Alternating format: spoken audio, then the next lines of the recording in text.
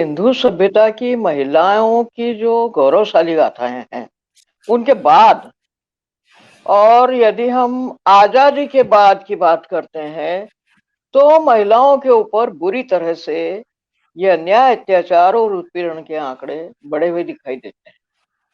और इस संदर्भ में मेरे पास में बिहार, राजस्थान, हरियाणा, महाराष्ट्र, मध्य प्रदेश, ये सभी फैक्ट शीट मेरे सामने है।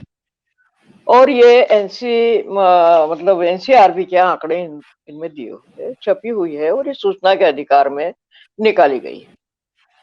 तो जब आपका एनसीआरबी ये आंकड़े दे रहा है तो हमारा समाज, हमारी सरकार इन महिलाओं के ऊपर जो हो रहे हैं इतने बड़े बड़े, इतनी बड़ी संख्या के अत्याचार और उत्पीड़न को ध्यान क्यों नहीं देती? देखिए, मीडिया पर आना और संख्या देना इट्स सेपरेट। मीडिया कोई ऐसा ज्यादा विश्वसनीय नहीं रहा आज की तारीख है, लेकिन उतना नहीं है। तो उनके आधार पर, उनके उन आंकड़ों के आधार पर यदि हम देखें तो देश में महिलाओं के ऊपर बहुत अधिक अन्याय, अत्याचार और उत्पीड़न हो रहा है। आजादी के बाद क्या कहा जाता है, हम सशक्तिकरण कर रहे हैं। और 1955 में पेरुमल कमेटी का गठन किया गया। पेरुमल कमेटी के गठन के बाद क्या आंकड़े दिए पेरुमल कमेटी ने, वो एक सोचनीय और विचारणीय मुद्दा बनता है कि हमारी सरकारें उन आंकड़ों पर सोचती क्यों नहीं। पेरुमल कमेटी की रिपोर्ट उसने क्यों नहीं पढ़ी। ये पेरुमल कमेटी की रिपोर्ट जो है वो इसमें आई हुई है आजादी के बाद। तो ये पेरुमल कमेटी की रिपोर्ट में जो कहा गया है, उसके जो आंकड़े बताए गए हैं बहुत ही खतरनाक है।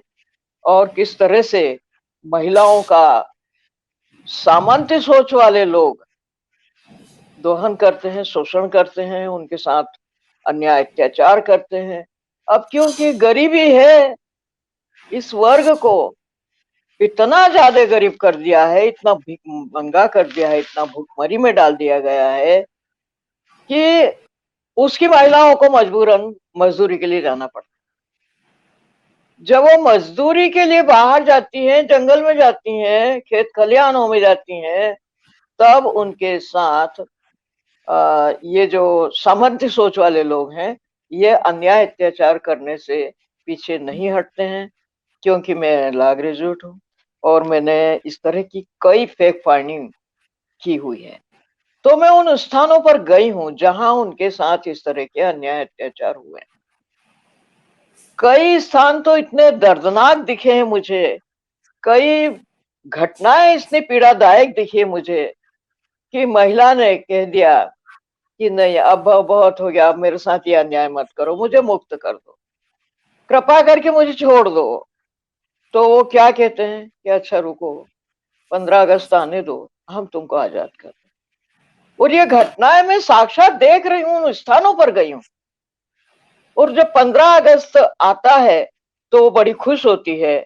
और मेरे मतलब दूर की परिचित एक कार्यकर्ता है गांव में, उसको बोलती है कि बुआ जी, मैं कल मुक्त हो जाऊंगी, कल आजाद हो जाऊंगी 15 अगस्त से ना। हाँ ठीक।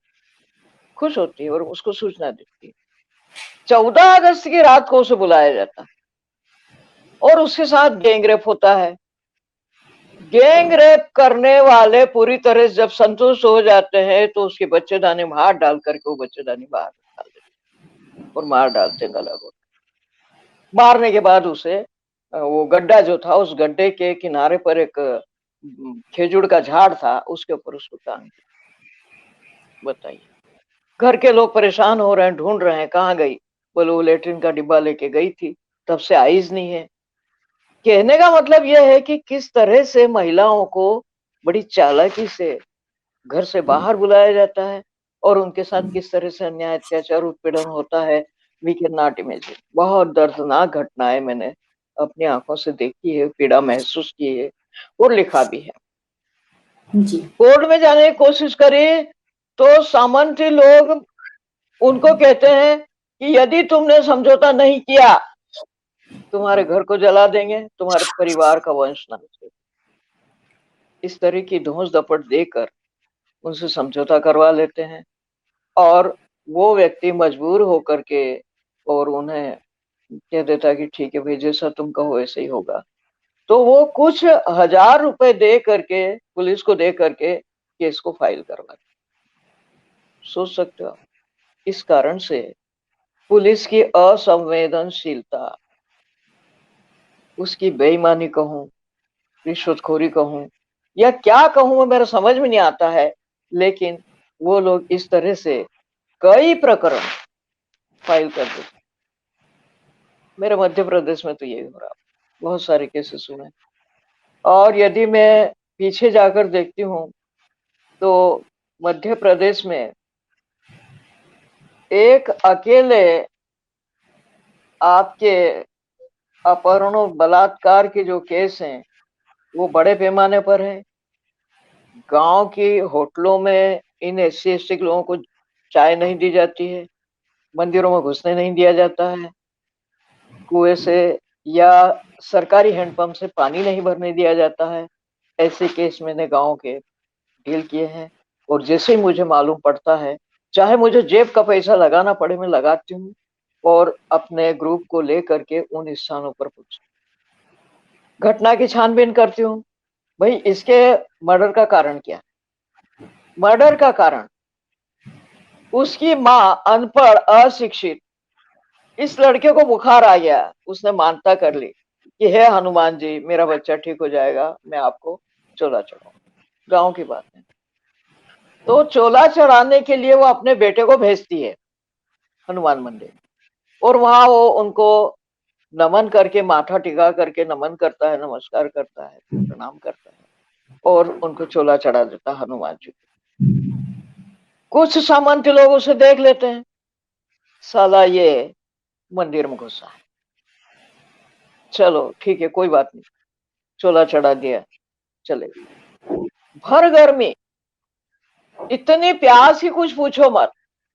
पानी नहीं है घर में पीने को, कुओं में भी पानी नहीं है, सरकारी हैंडपंप। उस लड़के ने कहा कि अभी तो कोई भी नहीं है, भर दोपहर में मैं एक घड़ा भर लाता हूँ हैंडपंप से, और मैं भी पी लूंगा और बच्चों को पिला। वो हैंडपंप से पानी भरता है, किसी सामंती सोच वाले ने देख लिया। अरे बोले, आज है ना, वो हैंडपंप से पानी भर के ले गया। अरे बोले, ये ऐसा नहीं मानेगा, इसको तो मजा चखाना ही पड़ेगा। मजा चखाने के नाम पर षड्यंत्र किया गया। सरपंच और ये लोग मिलकर षड्यंत्र करते हैं। पास में सागौन का जंगल है, वहां वो लोग चोरी से लकड़ी काटते हैं, रात के टाइम ट्रक में भरते हैं और उसको फिर जो है जा करके ब्लैक में बेचते हैं। ये उनकी इनकम का बड़ा साधन, जमीन के अलावा। इस लड़के को और इसके एक साथी को बुलाया गया है कि ट्रक भरवा दो। रात को 8 8:30 बजे ये लोग गए, इन्होंने ट्रक में वो कटी हुई लकड़ी भरवाई और ट्रक को जो है बोले थोड़ा आगे तक चलो। आगे तक गए तो एक लड़का तो वहां उतर गया, उतार ही दिया, समझ लो उसको, तो उतर जा और हम इसको ले जाएंगे कि ये घाटी पार करवा देगा और लौट आए। घाटी पर पहुंचते पहुंचते उस लड़के के सीने में इतनी जोर जोर से वो लकड़ी की बल्लियों से ठस्से लगाए गए कि फेफड़ा फट गया और वो लड़का मर गया। चिल्लाया उसने, कुछ लोग निकले रास्ते से, लेकिन तलवार के बल पर उन लोगों को अंदर भेज दिया गया। तो इस तरह की जो अन्याय अत्याचार ग्रामीण भारत में हो रहे हैं, हमारी सरकारें इनके ऊपर ध्यान नहीं देती है। केस कई वर्षों तक चलते हैं कोर्ट और सजा न के बराबर होती है। समझौते करवा लिए जाते हैं, पीड़ित को जो है 1 लाख 2 लाख दे दिए जाते हैं और बोला अब तू चुप बैठ। उस केस में मैंने उसकी महिला को सरकारी हॉस्टल में, लड़कियों का हॉस्टल में खाना बनाने के लिए लगवाया। मैं क्या लगवाऊं, मैंने कोशिश की, वो लग गई। उसकी माँ जो वृद्ध है, माता पिता दोनों, उनको 2 लाख रुपए दिए, वो संतुष्ट हो गए। मैं चाहे UN तक ये खबर भिजवाऊं, दिल्ली में मैंने नियर अबाउट 125 केसेस ले जा करके दिए, और उन केसेस को जो है यूएनओ की टीम ने वीडियो कॉन्फ्रेंसिंग में लिए 2010-11 की। और उस रास्ते से लेकर उस गांव तक, और गांव से लेकर वापस इस रास्ते तक पूछा कि भाई, जैसा कहा गया है कि सफेद कार ने उस लड़के को टक्कर मार दी और वो मर गया, तो मैं पूछती हूँ कि भाई 2010 31 दिसंबर की रात में क्या हो रहा था, आपके गांव में क्या हो रहा था? गांव के लोग बता रहे हैं कि हम रात भर से अलाव जला करके ताप रहे हैं और सिनेमा के गीत गाने गा करके हम नए साल का स्वागत कर रहे थे। हमारे सामने तो कोई कार नहीं आई और किसी ने टक्कर नहीं मारा और कोई यहाँ मरा भी नहीं। इतनी साक्ष्यां बटोर करके, इतने बयानात बदल करके जब मैं हॉस्पिटल में जाती हूँ, वहां उसकी जो मेडिकल रिपोर्ट है, पीएम रिपोर्ट, वो लेती हूँ, तो उसमें मैंने कहा साहब देखिए, बात जो सच है वही बता दीजिए डॉक्टर साहब, गलत मत करिए। मेरे परिवार में डॉक्टर लोग हैं, मैं ये रिपोर्ट उनको दिखाऊंगी और सच्चाई उगलवा लूंगी, इसलिए आप ही बता दो।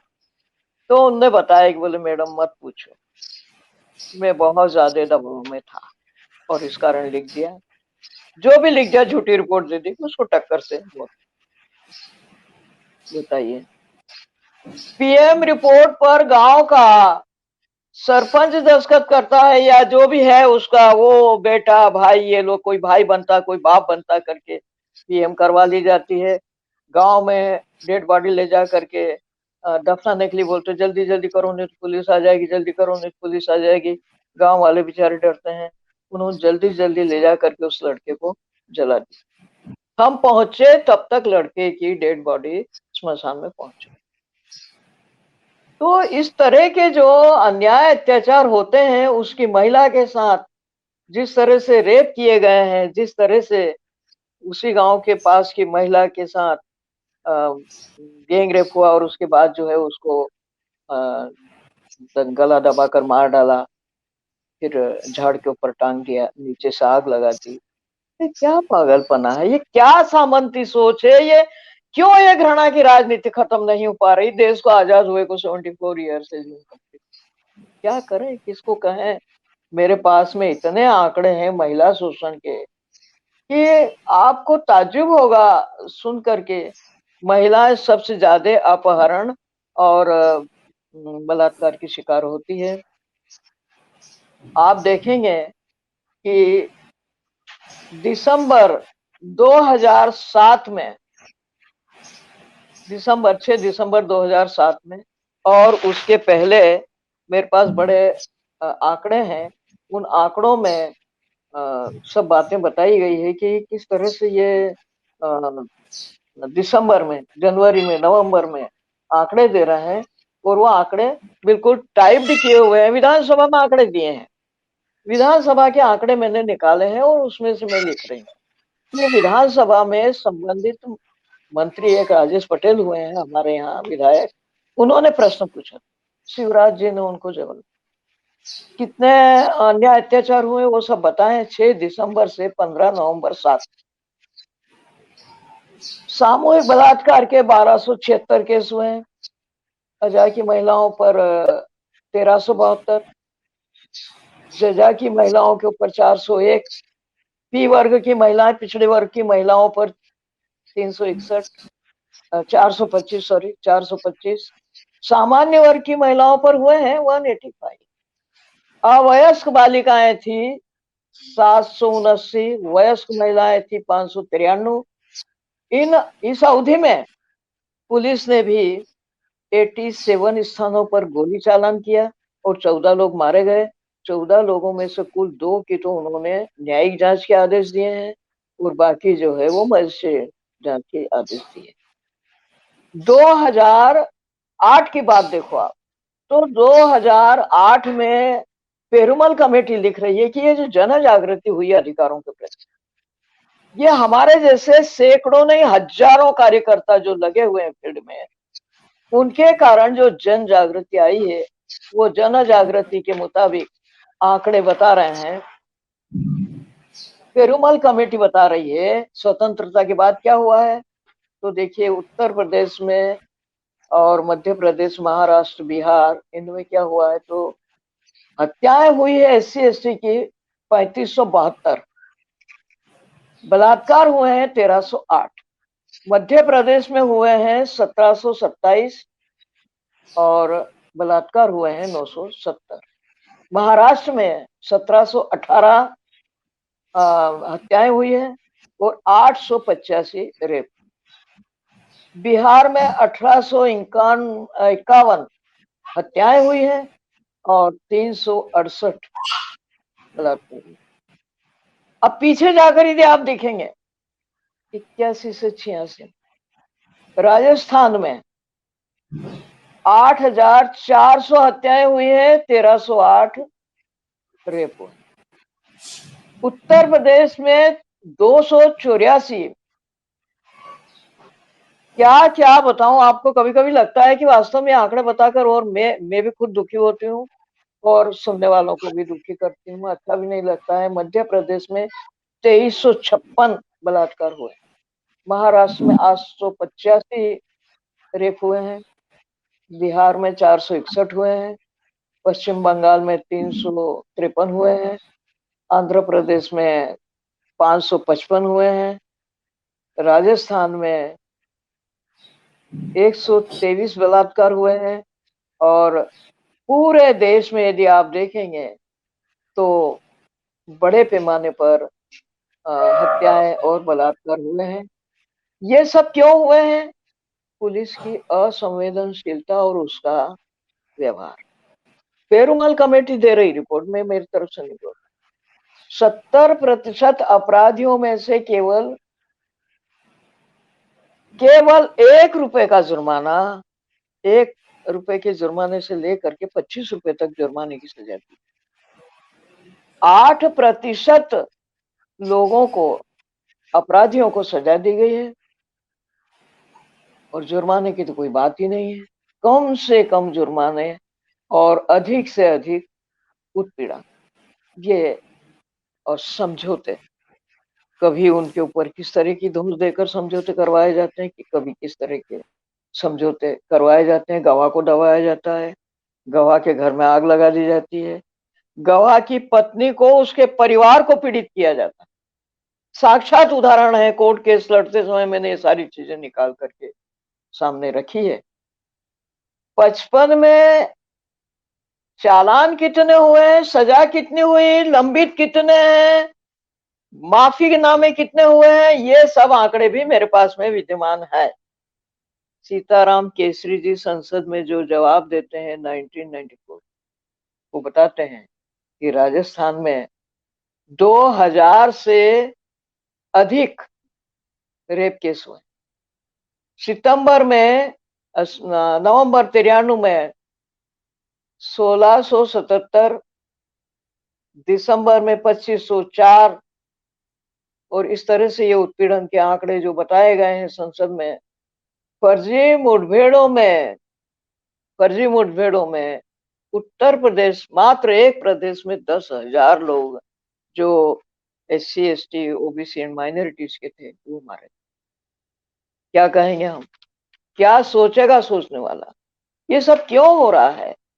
ये महिला उत्पीड़न के मामले के पीछे हमारे राइटर्स लोगों ने लिखा है, वो दुष्परिणाम को भोगने के लिए मात्र स्त्री है जिसके साथ पाशविक व्यवहार होता है और हैवानों जैसा पुरुष खुश होता है, बाजारों में बिकने जैसी मीठी वस्तु की तरह उसको खरीदता है, उसके साथ अन्याय अत्याचार के नोच करके, रोन करके और बड़ा खुश होता है। खाली उसको इतने से खुश नहीं होना है कि वो स्वामी है। स्वामी यदि है तो उसकी ड्यूटी है कि वो महिला को नोचे, खरोचे और दबाए, उसको मारे, उसका गला दबा करके मार डाले, उसको डुबो कर मार डाले, उसकी कैसे भी करके हत्या कर डाले, तब भी उसकी पार्श्विक सोच को शांति मिल जाए तो बहुत बड़ी बात। उन्हें तो बहुत मुश्किल चीजें हैं, हम क्या कहें और क्या न कहें। ये किताबें जो है मेरे सामने, ये कई राइटर्स लोगों ने लिखी हुई है, इन किताबों में ये तमाम आंकड़े दिए हुए हैं। और आंकड़ों की बाजीगरी देखो तो मध्य प्रदेश में क्या स्थिति है, महाराष्ट्र में क्या स्थिति है, मैंने आपको बताया है। ये सब, ये मैं इनमें से ले रही हूँ। ये देख लीजिए आप, महाराष्ट्र, बिहार, ये देख लीजिए आप, हरियाणा, राजस्थान, और ऐसी अनेक घटनाओं के आंकड़े इनमें दिए हुए हैं। ना मैं मेरे पास से लेती हूँ, ना कोई मेरा अपना सोच है इस तरह का कि मैं इस तरह की जांच पड़ताल, लेकिन ये मानव अधिकार वाले, दलित मानव अधिकार वाले सूचना के अंतर्गत जो मंगाते हैं, जांच पड़ताल करते हैं, उन जी। आंकड़ों को यदि आप देखोगे तो अजीब लगेगा। ये आंकड़े मेरे पास, मेरे आर्टिकल्स में मैंने डाले हैं। 1976 में किस तरह की दुर्गत की गई है, उसके कुछ आंकड़े मैं आपको बता सकती। 76 में 3893 मामले आए, 77 में 4058, 78 में 4558, 79 में 43, सॉरी 4300 हुए हैं, 4300। 79 के बाद हम देखते हैं 80 में बढ़ करके वो आंकड़े हो जाते हैं 5023, 81 में 5409 होते हैं, 82 में 5427 होते हैं, 83 में 5298 हो जाते हैं, 84 में वो बढ़ते हैं तो 5203, 85 में 6356। क्या है ये, जीवित जलाने के मामले भी हैं मेरे पास महिलाओं को। 86 में होते हैं 7950, और 87 में होते हैं 8559। जीवित जलाई गई महिलाओं के आंकड़े देखिए आप, 440 हुए हैं 1984, 452 हुए हैं 1985। इतनी महिलाओं को जीवित जलाया है। 1986 में 478 महिलाओं को जलाया है। 87 में 7,300 को जिंदा जलाया गया। क्या कहेंगे हम, क्या सोचेंगे हम, किस तरह से काम करे, किस तरह से इंसान सुखी रहे, ग्रामीण भारत सुखी रहे। ये जो बातें करते हैं कि हम महिला का सशक्तिकरण करते हैं। आस्था में अभी मेरा कार्यक्रम हुआ था 8 तारीख को। 8 तारीख में मैंने ये कहा कि ये 8 मार्च को इन्होंने शराबबंदी क्यों नहीं की। शराबबंदी कर देते तो पुरुष पीता नहीं, महिला को और बच्चों को पीटता नहीं, तो काफी कुछ अन्याय अत्याचार धीरे धीरे कम होते। लेकिन शराब के मामले इतने छूट में आए हैं, इतनी छूट दी गई है उनको कि हम सोच भी नहीं सकते। ये शराब और ये नशाखोरी जो है, ये महिलाओं के उत्पीड़न का सबसे बड़ा कारण है। कुल अत्याचार पर यदि हम व्यवस्था को देखते हैं तो ये क्या व्यवस्था कर रखी इन्होंने, देश के आदिवासियों पर किस तरह से अन्याय अत्याचार हुआ है, संरक्षित करने की बात की जाती है, सशक्तिकरण की बात की जाती है, लेकिन प्रैक्टिकल कुछ हुआ है क्या? ऑन पेपर बहुत सारी चीजें। सच पूछा जाए तो ये मामले जो है, नरसंहार वाले मामले देखो या कितना ही कुछ देखो आप, मामले निरंतर बढ़ रहे हैं। 1976 में आए हैं आंकड़े 5986, 77 में आए हैं, कुल अत्याचार का बता रही हूँ, कुल अत्याचार हुए हैं।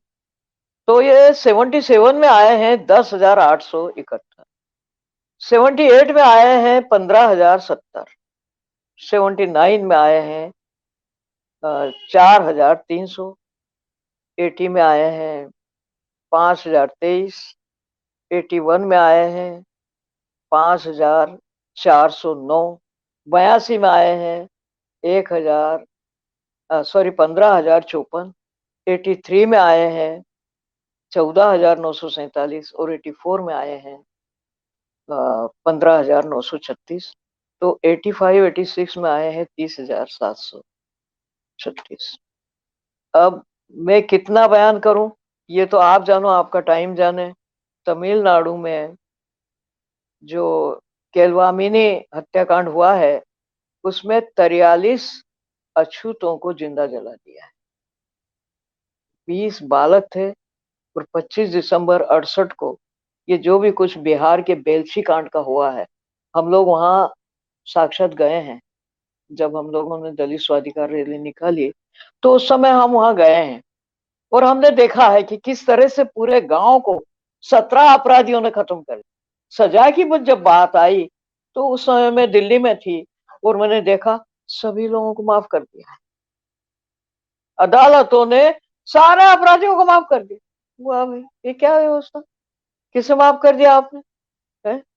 कितना क्या करोगे आप, कितना जुल्म ज्यादती करोगे? अरे 5,000 साल हो गए भैया, 5,000 साल में तो इनके साथ सदव्यवहार कर लेते रहे। ये भी इस देश के मूल वासिंदे हैं, ये कोई बाहर से नहीं आए हैं। आप चाहे इस्लाम को ले लो, चाहे क्रिश्चियन को ले लो, चाहे सिख को ले लो, चाहे बुद्धिस्ट लोगों को ले लो, किन्हीं को भी ले लो, minorities, SC and ST, all are native people of this country. क्यों हम ये विचार नहीं करते हैं कि हम इन्हें सताएंगे तो हमें क्या मिलेगा? कई MLA लोग बोल देते हैं अरे क्या भगवान से डरना। एक महिला थी गांव खेड़े में, तो MLA आए और पूछने लगे कि बोले अच्छा लग रहा है ना? बोले हाँ अच्छा लग रहा है। क्यों अच्छा नहीं लगेगा? भाई चुनाव हो रहे हैं। तो बोले ये जितने अन्याय अत्याचार हो रहे हैं तो भगवान आपको कैसे माफ कर देगा? अरे तो भगवान को हमने बनाया है, भगवान से हम क्यों डरेंगे? MLA साहब बोल रहे, कितनी बुरी बात। MLA बोल रहे हैं कि भगवान को हमने बनाया है और वो हमारा कुछ नहीं बिगाड़ सकता है। तो ऐसी स्थिति में मैं क्या सोचूं, मेरी महिलाएं क्या सोचे, मेरे प्रदेश की महिलाएं क्या सोचेंगी? क्यों नहीं सोच पाती है, क्यों नहीं समझ पाती है? उसका कारण है शिक्षा का अभाव। समझ उनको नहीं होने दी गई है। किसी भी तरह से क्या ना करना पड़े, किसी भी तरीके से ये महिलाएं शिक्षित ना हो। साक्षरता में काम किया, जैसा मैंने कल बताया था, साक्षरता में काम किया। और जब मैंने रिपोर्टिंग दिया तो सरपंच उठा और उसने कहा कि ये रिपोर्ट झूठ है। अब मैं तो सही में गई हूँ भाई, साक्षरता अभियान के दौरान उस टीम के साथ में घूमी हूँ और वहां तुम बोल रहे हो कि वो आंकड़े झूठ है। तो मेरे आंकड़े झूठ कैसे हो सकते भाई? मैं तो पूरी टीम के साथ थी, फैक्ट फाइंडिंग भी हमने किया है और अत्याचार के आंकड़े भी हमने निकाले हैं। किस तरह से हम बिहार के गांव पठाड़ा में पहुंचे हैं, भागलपुर में गए हैं, अनुसूचित जाति के जो भूस्वामी हैं वो किस तरह से मजदूरों को रस्सी से बांधकर पीटते हैं, इवन कुएं में डालते हैं रस्सी के सहारे से। और जब गिड़गिड़ाता है, हाथ पैर जोड़ता है, तब जा करके उसको ऊपर खींच करके कुछ शर्तों के साथ अपनी गुलामी, अपनी बेगारी करने के लिए मजबूर करते हैं। और इस तरह से मैंने कई संदर्भ भी दिए हैं इनमें, ये जो आंकड़े बता रही हूँ ये कई संदर्भ दिए हैं मैंने। 24 जून को उत्तर प्रदेश के बाराबंकी में जो कुछ हुआ है वो भूस्वामियों के द्वारा अछूतों के साथ उनकी मजदूरी बढ़ाने को हुआ है। मजदूरी नहीं देने पर उन्होंने कहा कि हम काम नहीं करेंगे।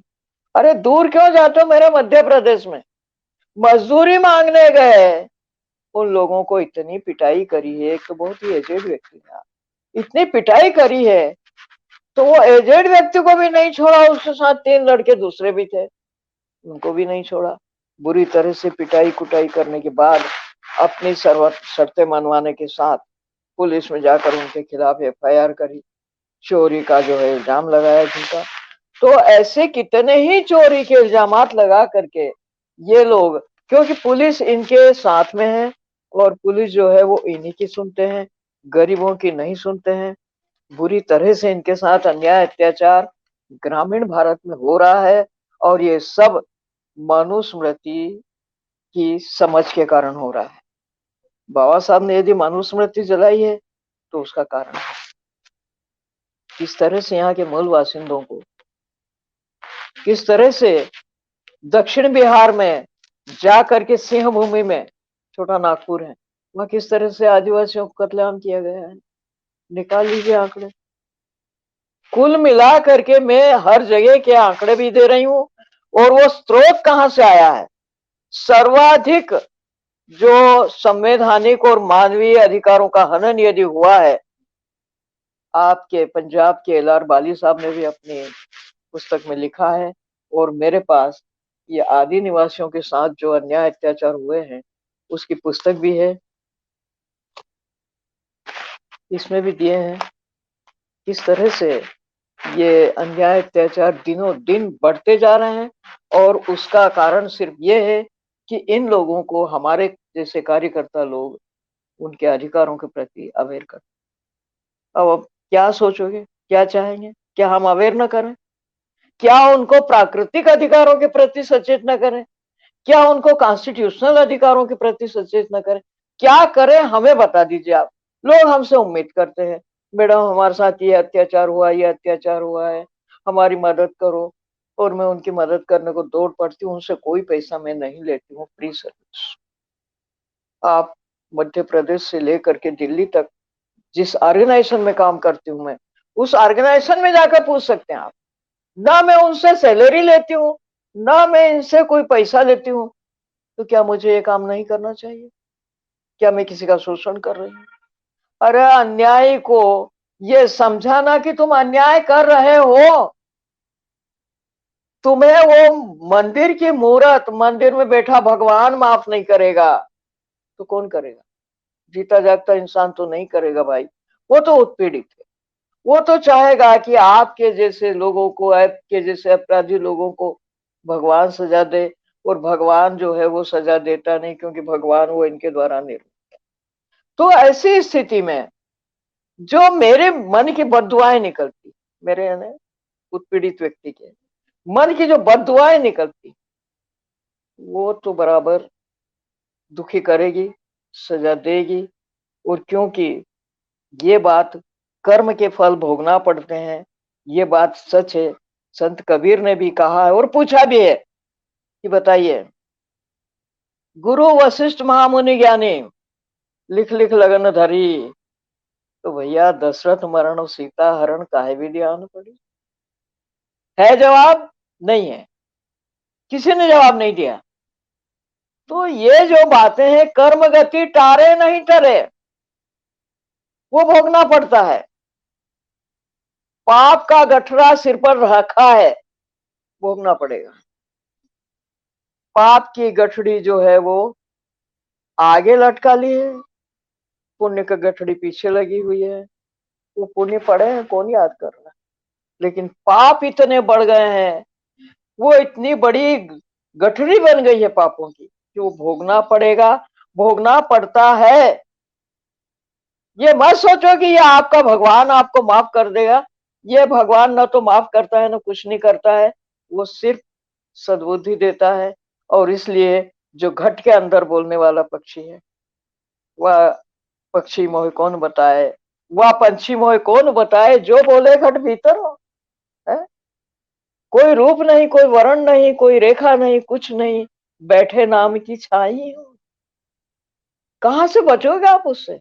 वो पक्षी जो हृदय के अंदर बोलता है, यानी कि दुआ देता है, बद दुआ देता है, उससे वो दंडित होता है। अपराध करता जो है दंडित होता है। ये मॉरल एजुकेशन को हमें सिलेबस में डालना चाहिए। और हमारा जो शिक्षक वर्ग है, वो किसी जमाने में बड़ा आदर्श हुआ करता है। आज क्या स्थिति हो गई है मुझे मालूम है। एक अध्यापक घर से निकलते थे, 11 बजे यदि स्कूल पहुंचना है तो वो 1 बजे पहुंचते थे। भाई बीच में कहाँ गए थे? बोले इस मंदिर में गया, उस मंदिर में गया, वो मंदिरों के नाम गिना। किसी की हिम्मत नहीं पूछने की कि बताइए इन मंदिरों से आपको क्या मिला, तनख्वाह मिल गई क्या? इन मंदिरों में जाने से, भगवान की पूजा करने से आपको तनख्वाह मिली क्या? अरे वेतन तो जब नौकरी करोगे तभी मिलेगी ना। लेकिन जो सोच है, मनुवादी सोच है कि मैं पुरुष हूं, मैं उच्च वर्ण का हूं, ये सोच जो है ये अपराध करने के लिए प्रेरित है। ये साले मेरे पाँव की जूती है, ये औरत मेरे पाँव की जूती है, मेरी गुलाम है, मैं इसके साथ कुछ भी कर सकता हूँ और कोई मेरा कुछ भी नहीं बिगाड़ सकता। यदि मैं आपको ये कहूं कि आप वैदिक साहित्य का इतिहास उठा करके पढ़ लो, उसके रचयिता ने, यानी नाम बता दूं, पंडित राम गोविंद त्रिवेदी, इन्होंने भी काफी चीजें लिखी है। हमारे सहस्त्रबुद्धे जी ने सामाजिक सोच पर पुस्तक लिखी है, और उसमें उन्होंने एक जगह ये प्रश्न उठाया है कि आपको इन मूल निवासियों के ऊपर अन्याय अत्याचार करने की बजाय इन्हें कुछ सहूलियतें दो, इन्हें मानव मान करके इनके साथ में सद्भावना का व्यवहार करो, समानता का व्यवहार करो। आपने सामाजिक न्याय लिया, तैयार कर दिया, मंत्री बना दिए, सारी बातें कर दी भाई, ठीक ठीक, on paper, not on practice. अब यदि ये पेपर पर है तो इतने अन्याय अत्याचार क्यों बढ़ रहे हैं, क्या कारण है? मेरे पढ़ने में आया, पुलिस और सांप्रदायिकता विभूति नारायण मिश्र जी ने लिखी है, पुलिस ऑफिसर है, बहुत अच्छा लिखा है कि एक्चुअल में क्या क्या हुआ है, कहाँ कहाँ नकली नरसंहार किए हैं। और आप दूर मत जाओ, मेरे पास तो वो भी आंकड़े हैं जिसमें मासूम बच्चों के साथ में रेप, गैंग रेप हुआ है, 24,000 के लगभग ये आंकड़े। कोई सोच भी नहीं सकेगा कि क्या ऐसा होता है। वो ये मैडम झूठ बोल रही, गलत बात है, ऐसा होता नहीं है करके पूछने वाले को चुप कर दिया जाता है। लेकिन प्रश्न ये उठता है कि कोई व्यक्ति कब तक चुप रहेगा? वो आपके डराने पर, आपके दोष द्रोहिता के मुकदमे लगाने पर, अभिव्यक्ति पर पाबंदी लगाने पर चुप हो जाएगा, कोई बात नहीं। लेकिन उसके जो आत्मा से निकली है बद्दुआ, क्या वापस हो जाएगी? नहीं हो सकती। कर्म गति को भोगना पड़ेगा, जैसे कर्म किए हैं उसको आपको झेलना पड़ेगा। और आपके बाद ये आप कहते हैं कि यदि देवदासी बना करके उसको वहां रख दिया जाए मंदिर की मूर्त के पास, तो 7 पीढ़ी की मुक्ति हो जाएगी। तो क्या प्रमाण है? कोई प्रमाण है क्या उसका कि मुक्ति हो गई, कि हो जाएगी? नहीं होगी। ये सब कहने की बातें हैं। कर्मों से मुक्ति होती है। तथागत गौतम बुद्ध ने बोला है कि मन को स्वच्छ रखिए, ईर्ष्या राग द्वेष से बचिए। तो इन सारी चीजों को अवॉइड करना और उल्टे सीधे बातें बताना, लोगों को बेवकूफ बनाना, इससे कोई मुक्ति नहीं होती है भाई। मुक्त होने के लिए सद्व्यवहार चाहिए। और ये जो आंकड़े कह रहे हैं, आप बोलोगी कि ये कहाँ से उठा लाई हूं मैं? ये उठा नहीं लाई हूं, ये एनसीआरबी के आंकड़े,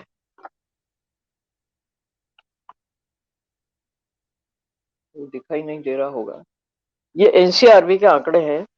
और ये जी जी सब दे रहे हैं, दोष सद्य कितनी हुई है, लंबित कितने हैं, माफी कितनी हुई है, कोर्ट में लंबित कितने हैं, तो ये सब आंकड़े दिए हुए। क्या कहेंगे आप? और ये SC ST के उत्पीड़न पर और पोहा एक्ट के अंतर्गत कितने हुए हैं, बहुत भरे पड़े हैं। मैं बताऊंगी तो कदाचित आपके पास सुनने के लिए टाइम नहीं होगा, लेकिन ये आंकड़े क्या बोल रहे हैं आपको लगेगा तो मैं ये कॉपी जिराक्स करवा के भिजवा दूंगी। अपराध की मद जी क्या है? देखिए आप, कितने अपराध होते हैं, हत्याएं होती, बलात्कार होते हैं, अपहरण होते हैं, आगजनी होती है।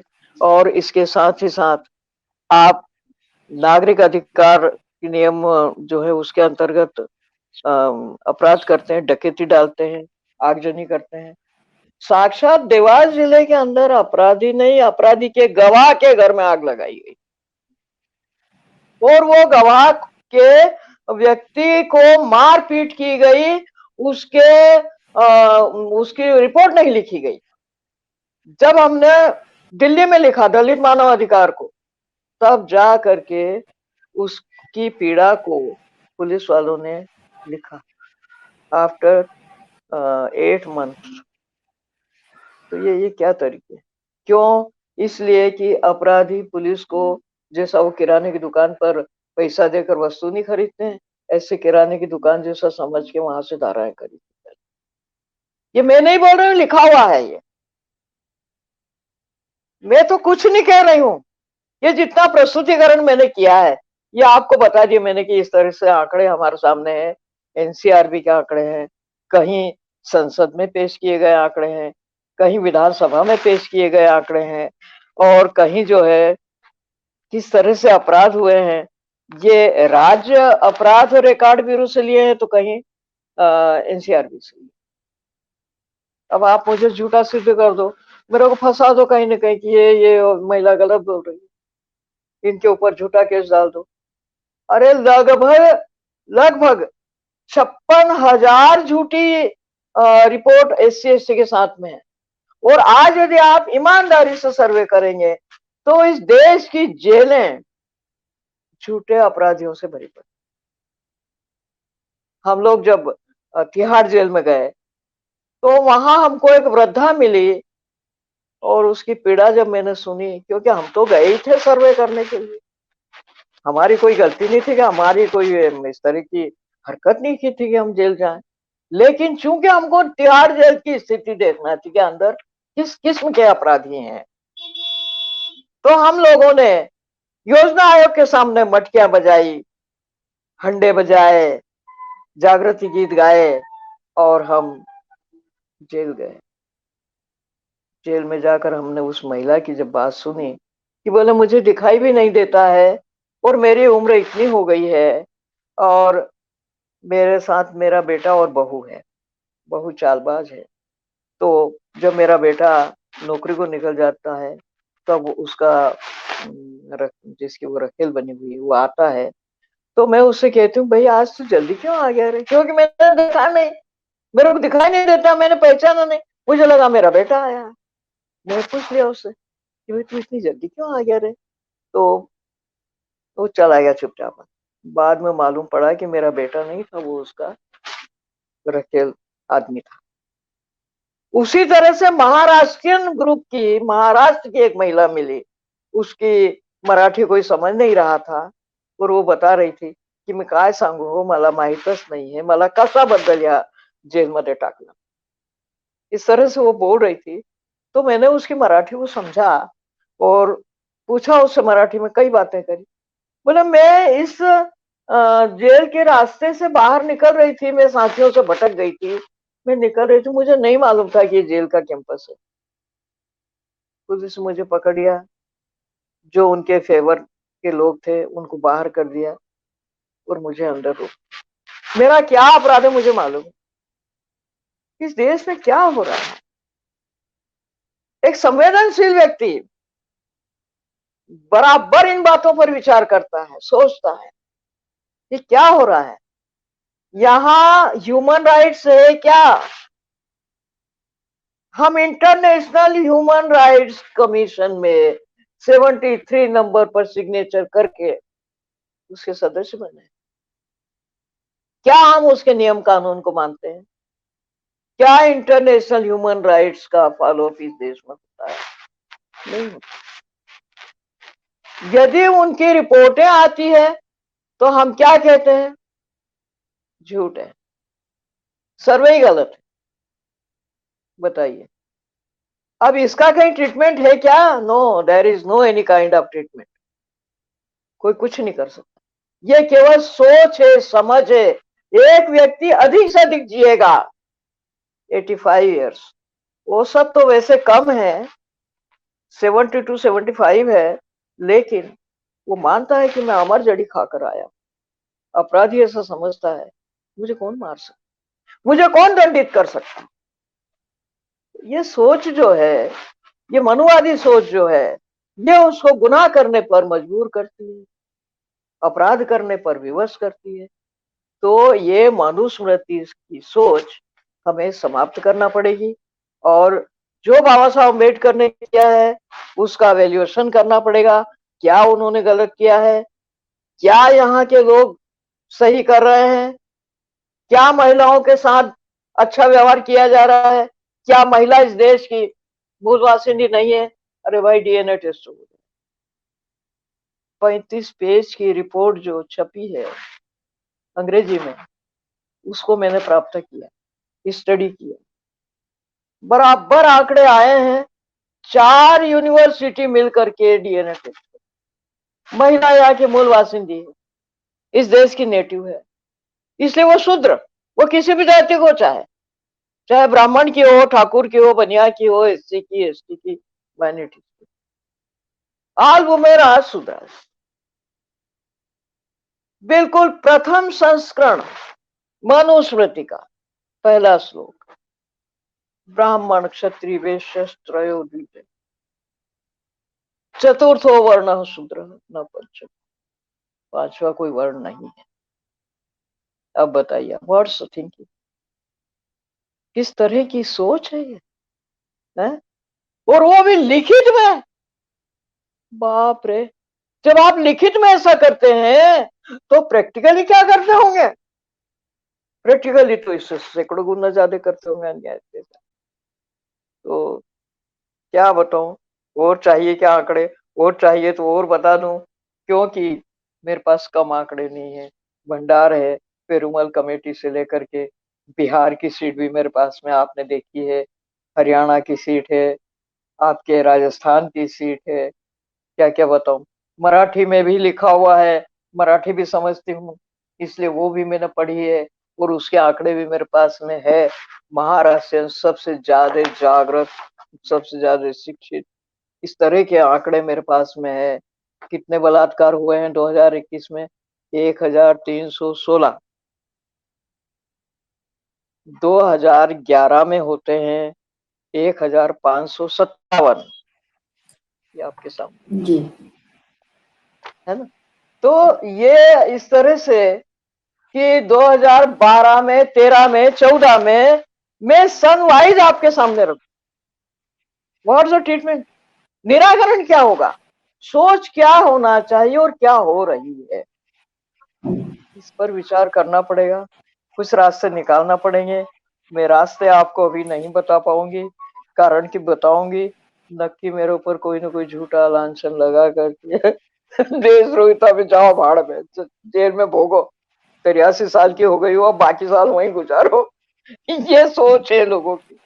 तो इसलिए मैं ज्यादा कुछ तो नहीं बता पाऊंगी, लेकिन एकंदर आंकड़े जो है, महाराष्ट्र में 2001 में 33,501 हुआ है, 11 में 33,719 हुआ है, 12 में 33,655 हुआ है, 14 में 36,654 हुआ है। कितने टोटल जी अपराध हुए हैं। तो अब और आपको कुछ चाहिए हो तो और बोलो, बिहार का बता दूं क्या चाहिए हो तो बोलो भाई, if you have some time I can give you this kind of, जी जी है ना। तो देखो आपको जैसा चाहिए हो, ये भी है मेरे पास में, बिहार की भी है, हरियाणा में क्या हुआ है, राजस्थान में क्या हुआ है, ये सब है। तो एक तो हमारे पास समय का अभाव रहता है, अभी हमारे साथियों को भी जाना है ड्यूटी पर। आप क्या चाहते हो और बताऊं क्या, वो चली जाएंगे, मैं रुक जाऊंगी बताने। प्रश्न ये नहीं है, ये इस तरह का जो है, कल भी मैंने काफी कुछ बताया था, इस तरह के जो आंकड़े हैं, अन्याय अत्याचार हैं, ये सब घटनाएं दी हुई है। इन घटनाओं को भी यदि हम देखेंगे तो बहुत बुरी बात, बहुत दर्द होता है, बहुत पीड़ाएं होती है। क्या करें क्या ना करें, क्या उपाय है महिलाओं के पास? कोई तरकीब बताएगी, नहीं मानी जाएगी। औरत है, उसकी बात नहीं सुनना, उसकी बात नहीं मानना, क्यों? इसलिए कि औरत है, बेअकल है। रामायण में लिख दिया है, ढोल हमारे सूत्र पर सुनारी, ये सब ताड़न के अधिकारी। अरे क्या बात है, ये सब मार खाने के अधिकारी हैं क्या? और मात्र तुलसीदास जी वो ही इनाम के अधिकारी हैं। किसी ने ऐतराज लिया उस रामायण के उस श्लोक पर, उस दोहे पर? नहीं लिया। क्यों? क्यों नहीं लिया? कितनी बुरी बात है भाई। ढोल तो भाई ठीक है, पीटने की बात, गंवार पागल है, उसको क्या पीटना है? वो तो ऑलरेडी मैंने ईश्वर प्रदत्त वो पागल है, तो उसको क्या पीटना है? अब आप देखिए आखिरी के दो, शूद्र जिसकी संख्या 52% plus SC ST OBC and minority सब मिला करके 85%, ये शूद्र, ये मार खाने का अधिकारी है क्या? ये तीन ही उत्तम है, बाकी सब मार खाने का अधिकारी, ताड़न के अधिकारी। पशु तो है, ठीक है भाई, उसने गलती करी, कहीं मुंह मार दिया किसी गलत जगह पर, तो उसको आपने डंडा मार दिया। तो ढोल गंवार शूद्र पशु, लेकिन नारी, उसको तुम माता कहते हो, सरस्वती कहते हो, आदि देवी कहते हो, पता नहीं कितने कितने उनको आपने उपाधियों से विभूषित कर दिया है। दुर्गा है, देवी है, ये है, वो है, बहुत बहुत उपाधियां दे दी। वो मार खाने के अधिकारी है क्या? क्योंकि हाईली एजुकेटेड हूं, इसलिए मेरे दिमाग में ये प्रश्न आते हैं। बहुत बुरी बात है, नहीं आना चाहिए। भारत की स्थिति को देख करके मैं शूद्र हूं, मैं ताड़ना की प्रताड़ना की अधिकारी हूं, इसलिए पुरुष मुझे मारेगा पीटेगा, और उसको शांति नहीं होगी। उसको शांति कब होगी? जब वो मुझे मार लेगा, पीट लेगा, और उसके बाद वो कहेगा कि अरे इतने से मुझे सेटिस्फेक्शन नहीं हुआ है, मैं तेरे को और मारूंगा और पीटूंगा, तेरे को मैं अपने पाँव की जूती दूंगा। बताओ, ये हाल। तो एक लेखक ने लिखा है कि नारी शोषण सामंतियों की विकृत सोच का परिणाम है। उनके लिए नारी शोषण और मौज मस्ती की वस्तु है।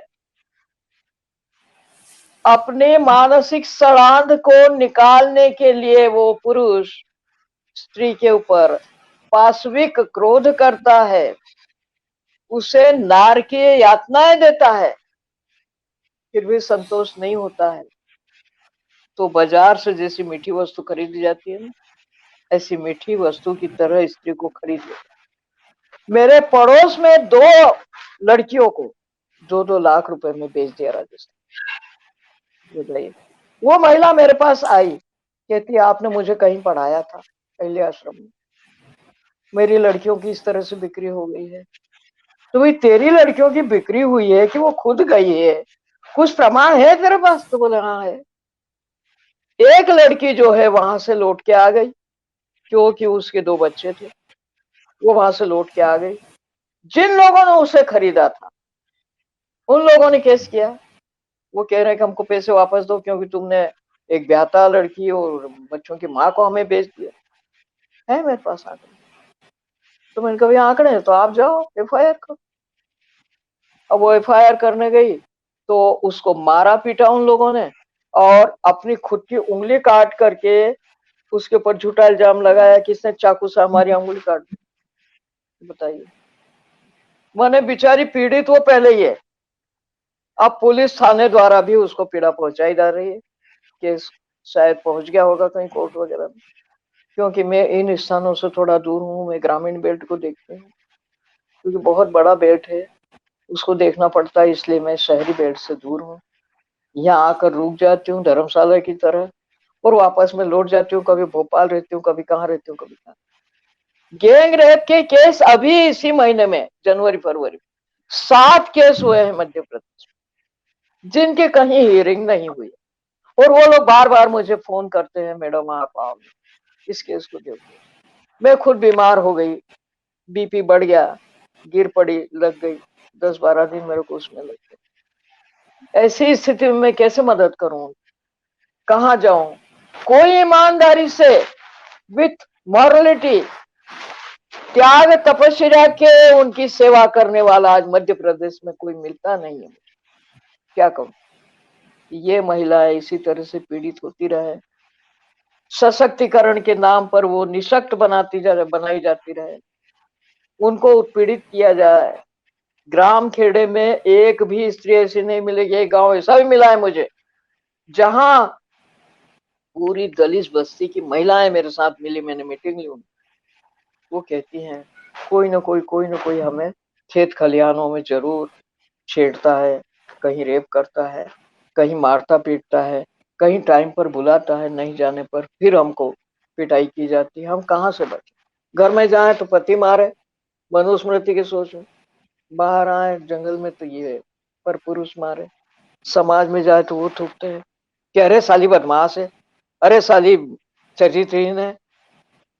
डायन का आप देखो, डायन चुड़ैलन वाला अंधविश्वास मेरे पास एक आ गया है, उसका मंगवा लिया मैंने कि जो टोनही प्रथा है, ये डायन प्रथा है, ये महिलाओं के ऊपर ही क्यों है? बूढ़ी महिला जो है, यदि उसके पास जमीन जायदाद है तो वो डायन है। राजस्थान में एक केस लड़ा था इस जमाने, इतनी डायन है वहां पर हो गई कि पत्रकार ने मेरे से कहा, मैडम आप आओगी क्या? मैंने कहा जरूर आऊंगी, सब डायनों को एक जगह इकट्ठा करो। तो उसने इन सब डायनों को बुलाया, और जब मैं उस स्थान पर होटल में रूम लिया गया था, वहां उन डायनों से मिली, तो मैंने शुरू किया कि भाई तुम्हारे पास प्रॉपर्टी क्या है? खेत है, खलिहान है, जमीन है। जमीन है तो मिट्टी कैसी है?